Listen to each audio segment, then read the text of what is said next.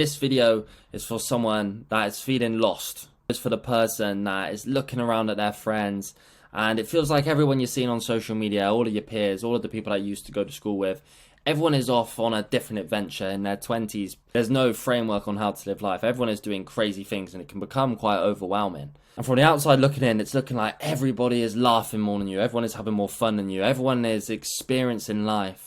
And you're just kind of sat there, maybe in the same boat that you were 2 or 3 years ago, like I was, and you just think, this is a bit boring and a bit shit.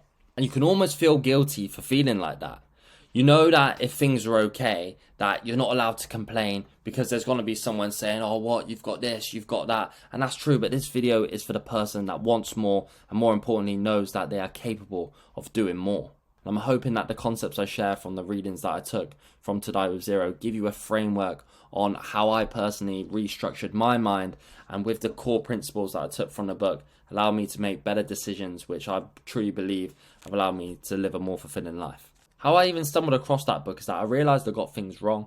I realised that I was optimising for the wrong thing. I dedicated a big chunk of my 20s, which is what a lot of people do, to the grind, to wanting success. And the problem with how I viewed success is that I thought it was monetary. I realised that there were some repercussions to this, and I wasn't as happy as I thought I was going to be. That if I just put the work in now, if I suffer now, that's when I'm going to attain happiness and fulfillment. But what I found is that we're all chasing the pot of gold at the end of the rainbow. We're all chasing, like this illustration shows, the man chasing the carrot, and often you can never reach. Being a man in my 20s, I feel like there is a lot of pressure, especially if you move into a city, to be a high value man. That's quite a buzzword nowadays, and for me, I defined a high value man as a master of the male trifecta. This is what I really think these 3 factors determine if you are deemed as a high value man in modern society. So you can break it up into 3 categories, which is charisma. Do you have good game? Do you have good energy? Do you have good relationships with people?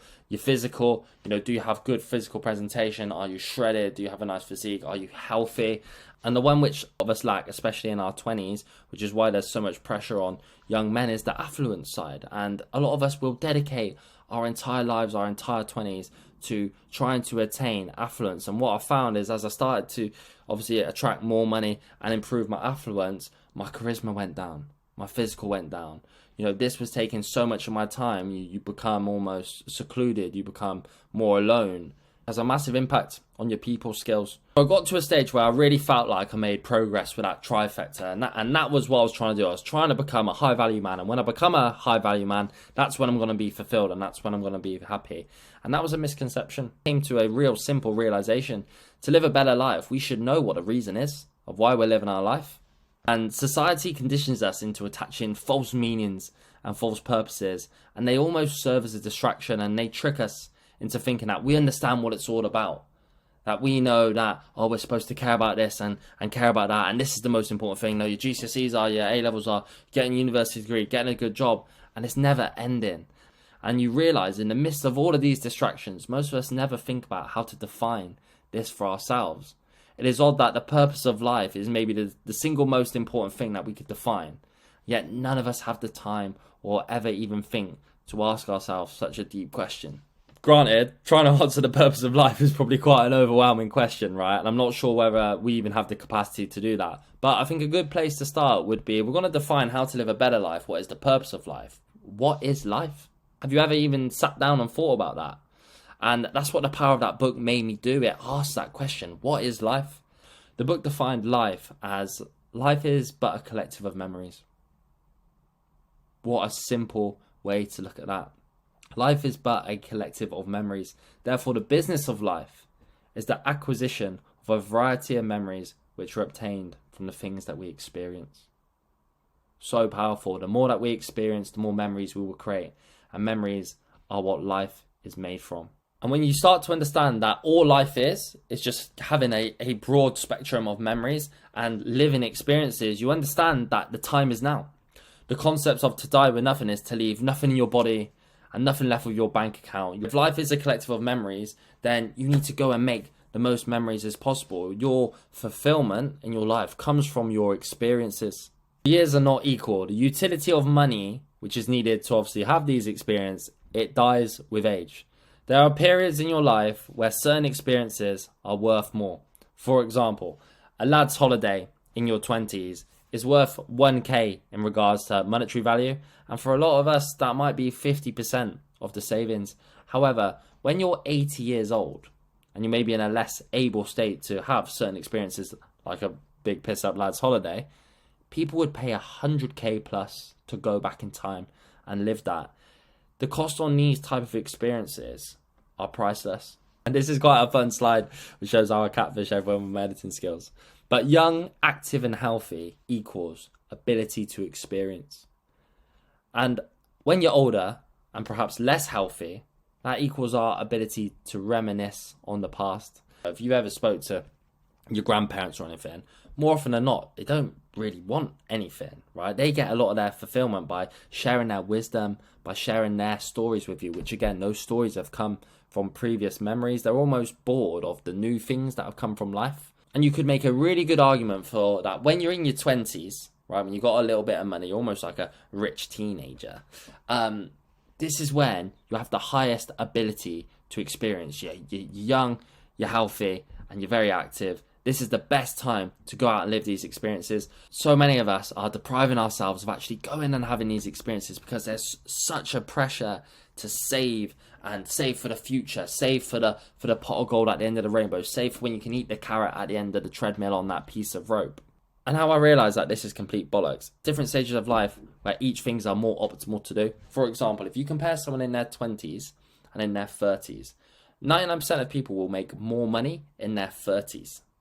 Yet, in our 20s, we're told to save more and to build more, which makes no sense because the most optimal time for saving will be for when you have more money. That's when it's easier and better to save, right? Which is going to be in your 30s. In regards to when's the best time to have experiences, it's when you're free. It's when you're young. It's when you're healthy. It's when you're active. Sometimes that's not in your 30s because you might have kids. You might have more of a serious girlfriend, probably doesn't want you going on lads' holidays, shagging around everywhere, right? This might be bad time to go and have those experiences. So your 20s is made for making memories and experiences, and it's actually the best time in life to do that. But yet so many of us choose to draw a blind eye to that because we need to save, which is when there's actually more optimal times to do that in life. The rules are against you. Taking in the concepts from this book and thinking in that way of like, right, life is about experiences. I just need to experience. You're going to fight society. And society doesn't not want you to think like that. You are being conditioned to thinking that the rewards come from sacrifice. The rewards come at the end of the work. The rewards come at the end of the rainbow when this guy gets off the treadmill. And this stops you from thinking about the deeper meanings of life. This is exactly why you've never sat down and asked yourself, what is the purpose of life? Because ultimately, if they keep giving you false meanings, you can stay, as working into your goals. That means you contribute to society, you contribute to the system, and ultimately this is there to condition you to be a slave. You never question, what am I doing anything for? You're so busy working for external purposes which have been pushed on you from stuff in reality you don't even give a shit about. It brings me to death that by the time you realise that, you're not even in a position to be able to pursue your own. It is complete bollocks that you can't afford it and do these things. Doing more experiences, and I'm even talking about travelling, which is where I think you can create some of the strongest memories. It's not actually that much about saving. It's more to do with your spending habits. We all spend money. It just depends on what. And this is an example of what I mean about choose how you're spending your money. This is me going on Voucher. I buy a lot of my trips from Voucher because sometimes they've just got mad deals. Where these two scenarios in terms of which is going to give you the richest memories and experience. And as we know, these experiences, they contribute to the richness of your life, to the fulfillment of your life, to the purpose of your life. This trip, a 2-night stay in Rome with breakfast, it's going to cost you £89. You want to go for 2 days. £100 is if you have a takeaway or you go out once a week. It might be 20 quid. Having Netflix and Spotify comes to about 20 quid a month. Cut those. You can stream videos and use YouTube just for a month and not eat things which are going to fuck your physical health up just for a month. Actually trading off doing things that harm you against a 2-day trip that you could go on a solo, on a one-man step, and go and explore the world. Go to Rome, see the Colosseum, one of the wonders of the world. I'm probably going to book this after this. Go by yourself and push yourself, challenge yourself to go and meet other people, go to a restaurant and eat by yourself. The memories that you would get from that would unlock such a different level of fulfillment and a lot more that you would get from those things. So it is complete shit that you don't have the money to do this. I started my business from literally the ground up with minus 20k in the bank. As a byproduct to that, you become very frugal because you know the power of money. I ain't trying to go back to that. So I don't have a lot of bougie habits. In order to make sure that I do spend and do experience, I had to give some principles and justification for spending. So these are kind of my rules and the questions that I ask myself. The first one is, will this expand my mind? Will this experience open my perspective? And with those perspectives, that might allow me to make more money by understanding human nature. Will this make me uncomfortable and push my limits? I try and follow things that I'm afraid of. Things that I'm afraid of or things that I think make me nervous. This is typically when you get the most fulfillment after. Will this open new doors? Will I be around better people? Will it put me in a better network? And your network is your net worth. You will have different ideas and share ideas of people that are doing the things that you want to do. And ultimately, will this be fun? I think if you take one thing from this, a lot of the best memories come from enjoyment. Your goals without deadlines are dreams. That's the difference between a dream and a goal. A goal is when you write it down on a piece of paper and you put a time limit on it. People that know they ain't going to do it never want to put deadlines on stuff. If you put a deadline on stuff, oh, now there's pressure. Now you got a time frame. Now it's real. Now that puts you into a state of mind of, what have I got to do to achieve this by this time frame? The book advises that you put them into blocks of like 5-year increments, 20 to 25, 25 to 30, etc. It advises you to do this every 5 years, but I think you should be more aggressive with it, take bigger actions. I like to push, write out a minimum of 5 things each year that will push you into a new experience and will contribute to your memory bank. The ones that I've got is, I'd love to live in Thailand for a bit, to actually go and live and experience a different culture. I think would be extremely eye-opening. I want to go to LA by myself and almost use that as a training camp to cold approach 5 new people a day. Big chunk of this will be girls, but not even just necessarily girls. The power to build relationships. All of us have a bit of approach anxiety. I have it a lot less than most. And mine is still like, oh, can I speak to her? And like you freeze, you just beat it out of you by going to a trip like that. I think would be an amazing experience. And I like to do white collar boxing. I recently just started boxing. The decision to choose confrontation, I think, would give you such an adrenaline hit. I want to take a girl on holiday for a date just because I haven't experienced it. That's as simple as what these goals can be. I'd love to climb like Mount Everest. Like, how many people, well, the average person you bump into the street hasn't done that. I think that would give me a lot of richness in terms of my experiences. Now, these are just mine. Yours can be completely different. They don't need to be they could be more bougie than this, less bougie. What the beauty of this stuff is, it's about you. How are you going to get the most fulfillment, and what can you do right now at your stage of life? You might have bigger things that you want to do, but put them in other buckets. Just get them written down. I never advocate that these things are the best ways to do things. Like, I'm only ever speaking from my perspective, and this is the change that it's had on me. Don't ignore the return on investment from your experiences. Those experiences are what life are made from. Often the experiences and the memories that you go make, typically in other countries, they will teach you about human nature. And learning about human nature is often going to make you more money, because all business is pretty much just dealing with people. And out there and experiencing other things and getting new thoughts, seeing life from new perspectives is going to help guide you on your life purpose, which, as we know, is creating more memories. So if life's about memories, how do we get the best memories? And this brings us to the memory formula. So this is just something that I made up. And I feel like when I do these things, that's when I have some of my best memories that I look back on. They've always been kind of these 2 things that have been there. Think later. If you think about anything for too long, you're not going to do it. Everything is a bad idea. So think later and take big actions. And that equals some of the best stories and outcomes that you're ever going to get. An example of think later. I want to go to Paris. You go and look at it. You've got 90 quid in the bank. It costs £85 like we just seen. You buy it and you go tomorrow.